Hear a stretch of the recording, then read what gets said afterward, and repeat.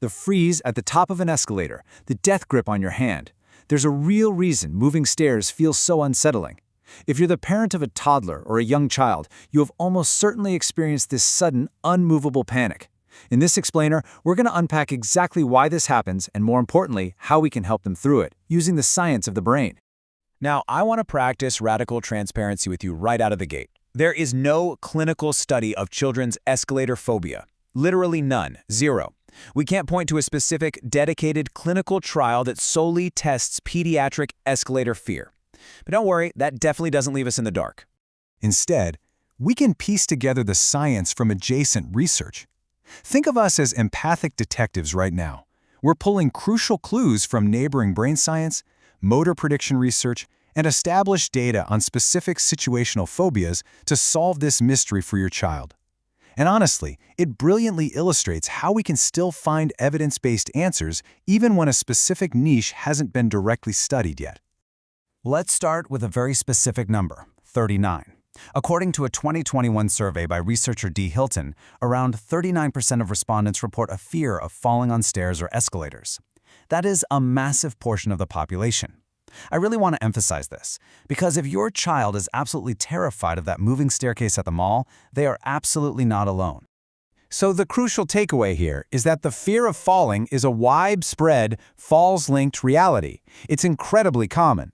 We aren't dealing with an isolated quirk or just your kid being difficult. We're dealing with a deeply ingrained human response to height, movement, and the potential for a fall.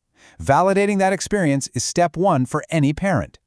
Section 1. The broken escalator effect. This is where we get into the actual brain science of why moving stairs cause such a visceral, physical reaction in young kids. The broken escalator effect is a completely normal predictive motor mismatch. It happens when the brain's postural prediction for moving stairs mismatches reality.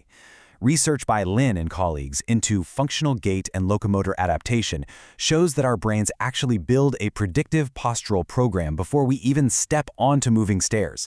When what the brain predicts doesn't perfectly match the physical reality, like when a step is stationary or the visual gap looks off, people physically lurch. They feel unsteady. It's a true biological reality. Think about the incredible contrast happening in a little kid's body. On one hand, you have a young child's normal balance calibration. They're literally still learning how to reliably walk, run, and balance in a static world. On the other hand, you place them at the top of an escalator, and they experience this alarming predictive motor mismatch. Their developing brain simply cannot reconcile the postural prediction with the lurching reality of the moving stairs. So what does this mean for you as a parent? Well, this is a normal motor control glitch. It's not a tantrum.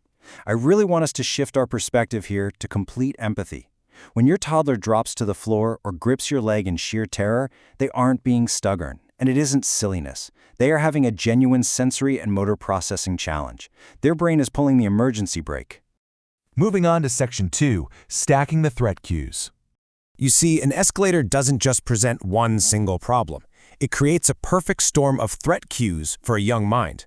First, there's a visible moving gap that they have to perfectly time their step onto. Second, there's the innate fear of falling we mentioned earlier. Third, the very real fear of clothing, shoelaces, or fingers getting caught in the moving metal teeth. And finally, the immediate loss of stable footing once they step on. We're essentially stacking a situational specific phobia right on top of a fear of falling component. Section 3. What helps? Evidence-based steps.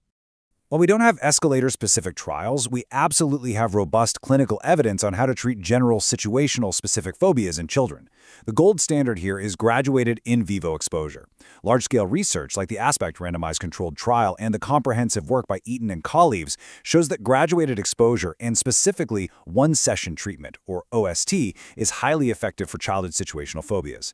Basically, it's about facing the fear in a structured, safe, and gradual way.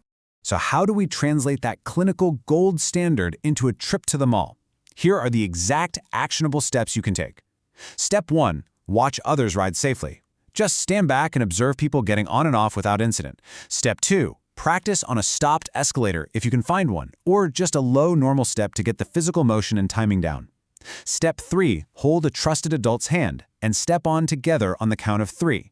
And Step 4. Model calm yourself. Kids co-regulate with us. If you are relaxed, they're going to feel it, and you can eventually build up to independent rides. The ultimate goal here is to build graduated mastery, rather than a reliance on avoidance. Look, every time we completely avoid the escalator and take the elevator just to stop the crying, we accidentally reinforce to the child's brain that the escalator truly is dangerous. By taking these tiny, supported steps, we help them achieve gradual mastery over their environment. Section 4. When to seek support. Now, there is a clear clinical line between a developmentally understandable unease and a problem that requires a professional therapist. If your child is showing persistent, long-lasting avoidance that just doesn't improve with your gentle support, if there's a severe impairment of daily functioning, or if this fear is causing the disruption of regular family outings, like you literally cannot go to certain public places anymore with extreme distress, that is when it's time to seek professional therapeutic support. Don't hesitate to reach out to a pediatric mental health provider who specializes in exposure therapies.